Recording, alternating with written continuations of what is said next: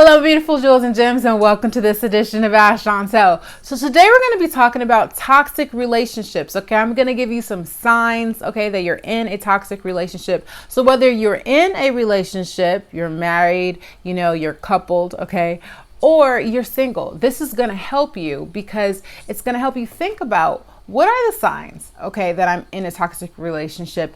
And then we're going to talk about how can you get out of a situation where you're arguing within your relationship. Let's get into it. If you got problems in your life and you need a little advice, ask Chauntel. Yeah. So my name is Chauntel and I'm so glad to be here. I'm a Christian life coach and advice columnist, and I host this talk show right here for you, Ask Chauntel. So today we're going to be talking a little bit more about toxic relationships. We've talked about this on the channel before, but we're really going to dive into what are the signs and what can you do to move yourself out of a situation where you're always arguing in your relationship. There is hope yet for you. You can make it through. You just need the tools. So we're going to start off with the big picture ideas, and then we're going to get into some practical application. All right. So whether you're in a situation like this or you know somebody, make sure you share this so that they can also receive what they need, to get out of the situation or to prevent it for the future. If you have questions, you can always email me at askchauntel@gmail.com. That is askchauntel. All right, so the very first thing that I want you to realize that when you're in a toxic relationship, it's going to really bring you down, and you don't want to be in a situation where your spirit is being brought down. You want to be uplifted. You want to have hope. You want to have faith. You want to have the person that you're with to inspire you. Okay. And if you're arguing all the time and you are, taking this wonderful you and the wonderful you is being pressed down, suppressed, and you're not able to be yourself. You're not able to accomplish the things that you should be accomplishing in life because you are so saddened by your relationship. Then you know that this is a toxic situation for you. You'll find yourself sad and depressed. Okay. You'll find yourself alienating yourself from the people that you love and who love you. You might lose your friend. You might disconnect from your family. And this is not what you want or need in your life. This is not what God created for you. Okay. You no longer are connected to the things that you enjoy doing because you are spending so much of your energy, being depressed and being sad and dealing with this relationship that you are getting stuck, and you've lost yourself in the process. You'll find that you'll slowly begin lacking confidence, because if you're in a state of depression or you're in a state of sadness, you will start to doubt yourself. You'll start to doubt what you do, who you are. And it's just not a healthy place to be because you're not having fun anymore. You've disconnected from yourself, the world around you, the people that care about you. And then you get to a place where you're starting to just go through the motions. Okay. You're just doing things because you have to do them because they're on your agenda, because they're on your to-do list, and you're no longer having enjoyment. And even when you come around the things that you did enjoy, you aren't really able to put your heart in it because you have nothing more to give because you've been giving everything that you had in that relationship. And then, you're trying to figure out, how can I get through this? How can I overcome this? How can I find that happy place that I was in? And I want you to know that there is hope, to get out of this toxic relationship situation and into a better one. It could mean leaving the relationship, or it also could just mean working within the relationship and making sure that everything is set in place. Sometimes it's better to walk away from a relationship like this. Most of the time, in fact, you should just be able to walk away. But if you're married to the person and it's just that you guys are just arguing all the time, then there is hope at the end of the tunnel. They say that the light at the end of the tunnel, you can make it through. You just need the tools to get there. So let's get into these big picture ideas of arguing in a relationship. What is it like? And then we're going to talk about how can you move past it, get through it. I have a crisis help resources tools available for you on askchauntel.com. So if anytime you're going through a really difficult time, you can definitely go check out those resources and information for you in the description box below. So let's get into talking about arguing in a relationship and what you can do to get out of it. All right, let's get into that. So when arguing in a relationship, the first thing that you have to do is figure out what is triggering the argument. What is causing for you guys to get into these arguments and disagreements? Because many times we are very patterned in the way that we do things as people, and the routine, repeats itself. And so if you can figure out what routine has led us to triggering the argument, then we can start to think about how can we fix it. Okay, we have to identify the problem, which is what's triggering the argument, and then we can move into coming to a solution. The next point that I want to make here is it's so important that you choose the right time and place to talk. Many times when something is on our heart, it's in our spirits and our emotion, we begin to want to just talk about it right then and there, iron it out, let's fix it, especially men. Okay, you guys want to fix everything right away. But that is not always the best way to go about it. In fact, most of the time, that is not the best way to go about it. It has to be the right time and place, because if the person that you're in the conversation with, the argument with, in the relationship with, is not willing or ready to talk to you, you won't get the best out of the conversation. In fact, they will be turned away from you instead of working with you on whatever it is that you're going towards. And both of you have to be willing and in agreement that you're going to work through this thing. The next thing you have to do is look inward, which is a very hard thing to do, because then you can really break down, what am I contributing to this argument? And then they also have to do the same thing. They have to look inward and say, what am I contributing to these arguments in this relationship? You have to see things from both parties' perspectives so that you can try to come up with a solution that's going to work for both of you.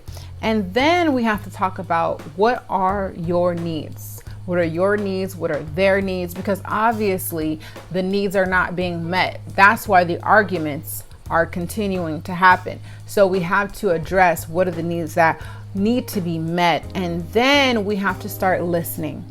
And listening is a very difficult one too, because you have to shut off all the thoughts that are in your mind and take time to listen to what the thoughts are that they have. And that goes verbally and non-verbally. Sometimes people don't always communicate with words, but they communicate with actions. They communicate with body language.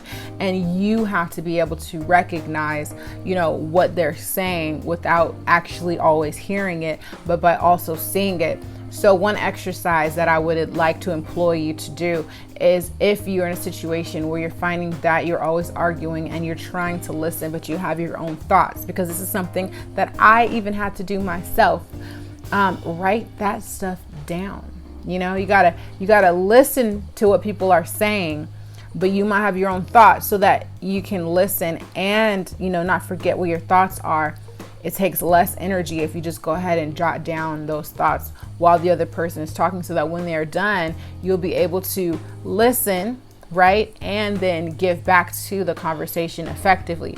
Otherwise, you're going to be so caught up in your thoughts that you might not have it in you to listen and express your own. So really take time to take notes. Take notes on what they're saying, take notes on what you're thinking, you're feeling, and then you'll be able to talk and converse through it. It may seem odd at first to try to do an exercise like that, but you will find that it will really help you to synthesize the information so that you'll be able to really go back, reflect, and you really have some thoughts on what was said. I also want you to adjust your language. Many times we become programmed in the way that we think and the way that we speak, and it just becomes habit. And sometimes we might say or do things that are offensive and hurtful. And it's important that we recognize what those things are. And even if it's not offensive and hurtful to us, it might be offensive and hurtful to the person that we're in the relationship with, that we're talking to. And this might not even be a romantic relationship for you. It could be, relationship with your family, your mom, your dad, your brother, your sister. It could be your kids. It doesn't matter who it is. Relationships are abundant in our lives, and it's easy, because we all have different ways of thinking and feeling based on our emotions and our experiences, that the way that you feel and you think might be different, and the way that you relay the information to them, it might feel different. So you have to be cognizant of that and understand that they're feeling a some kind of way and you are contributing to that. So you have to be very empathetic towards how they're feeling, and the best way to start is to just listen to them, like we've been talking about here. Take the notes, think it through, and then change your language, change the way that you are speaking. The Bible says a soft answer turneth away wrath. So that means that, you don't have to say mean and evil things to get your point across if you're trying to express something to them. It means that just taking a small voice and just expressing yourself at the right time in the right way might get through to them more than saying, the most dramatic thing you can think of to try to get your voice heard, to try to get your point across. That's not always the best way to approach it. Another thing is use your words wisely, okay? The power of the tongue is a very strong thing, and I've talked about that a lot. You guys can read about it in Romans. I think it's chapter 8, okay? And I'll put it there for you guys. It talks about the power of the tongue. And I want you to use your words wisely, because when we speak, it's so much more impactful to the person on the other side. And words, the whole sticks and stones don't break my bones, or won't break my bones, but words will never hurt me. Or I said that wrong. Sticks and stones will break my bones, but words will never hurt me. See, I don't believe it. That's why I can't even remember it. Whoever wrote that, or whoever said that, whoever started that, is so not true. I learned that as a little kid. I'm sure have you guys heard that one? I know you guys have heard that one. It's so not true. The words that you say really cut deep, and the words that other people say can really cut deep. So we all have to think about what we say and how it's going to make somebody feel. You have to really think about that before. And wisdom comes from God. So if you don't know what to say in a situation, it's important to pray. It's important to ask God, how do I deal with this situation? How do I get the most out of this person? What can I say to relay to them what I'm feeling without bringing them down, without making them feel some kind of way? And it's a decision that you have to make, that you're going to be tuned in, plugged in to making this happen. Get the person that you're in a situation with finding God, because when we start off with finding God, then we are able to be guided the way that we would need to go. So that's for us and for them. And like I said in my video, I think it was last week, my Proverbs 31 video, if you didn't see it, I'll put in the link below. A sanctified wife sanctifies her husband. So that can go for the husband too. If your wife is not doing what she needs to do, she's not being that Proverbs 31 woman, she just wants to bicker with you all the time, then you need to get on your knees and pray, because the head of the household is the man, and the head of the man is God. And so if you begin to pray, God will begin to direct her to follow you. I mean, after all, she did decide to be your wife. And if you are the wife, God is right there for you. So you can begin to pray that. Now, if you're in a toxic relationship and you're not even married, then why continue in that? It's time for you to rethink where you've been at. It's time for you to get out and move on into what God has for you. And I just produced a video on praying for your future husband and waiting on God. And it's more important that you wait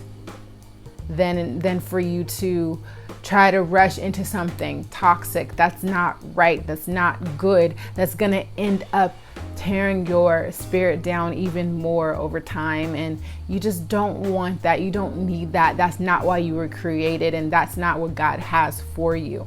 I just posted a quote on my Instagram that I wrote. Gotta put it up here for you guys. I just started a new Instagram account for Ask Chauntel, so if you are not connected, definitely connect with me there. But it's just talking about like, wait for what God has for you, because it's better.